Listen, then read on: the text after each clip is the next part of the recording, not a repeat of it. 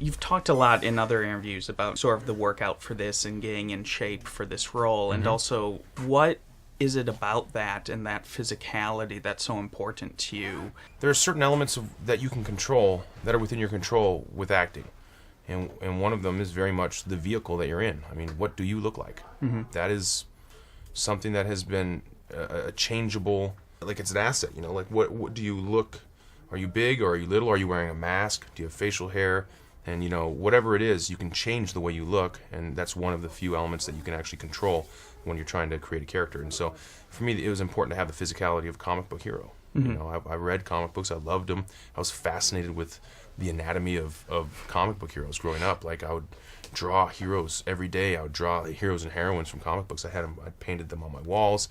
They were, like, cut and ripped, you know? And I wanted to be that. I wanted to do that justice.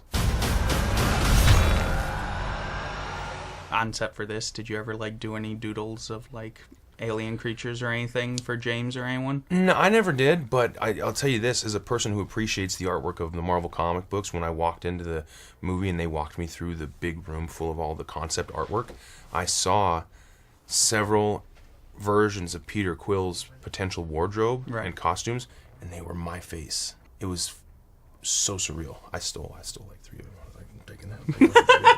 I still have them. Very nice. Yeah.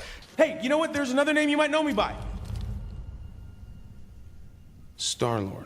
When you're developing the character, even before you start shooting, how important is it to have seen those sketches? That's important. That's an important part. When the final design concept for the wardrobe, especially in a movie like this, is finished, and you put that wardrobe on, and you look at yourself, you're learning who you're going to play. You know what I mean? You have a good sense of it, like what he's come from, what are his motivations, what were the things he loved before he left Earth, you know, what's this music that he's listened to, what's that all about, who is he, what kind of animal is he, all those things that you can prepare as an actor. You don't know what he looks like until you put those final finishing touches on, and then putting on the wardrobe and holding the guns, you look at yourself and you're like, oh, that's who I'm playing.